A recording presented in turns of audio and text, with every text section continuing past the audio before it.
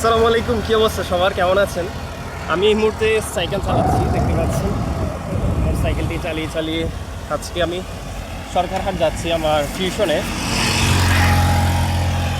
বাস্তব অভিজ্ঞতা থেকে যদি বলতে চাই,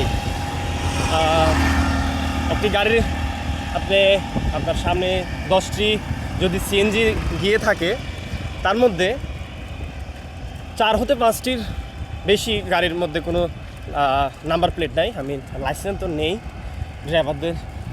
ড্রাইভারদের বিহেভ ভালো না। তো আসলে আমরা যেটি আগে ভাবতাম যে পুলিশ তারা নিজে টাকা খাওয়ার জন্য যে মামলাগুলো দিয়ে থাকে, কিন্তু আমার ধারণা পুরো বদলে গিয়েছে এই 5 তারিখের পর থেকে। এর আগের মাসের 5 তারিখের পর থেকে, মানে আগস্টের 5 তারিখের পর থেকে। ওই দিনে আপনারা সকলে জানেন যে ওই দিনের পর থেকে কিন্তু গাড়ির মামলা দেওয়া হচ্ছে না। তো আবার যদি মামলাটা দেওয়া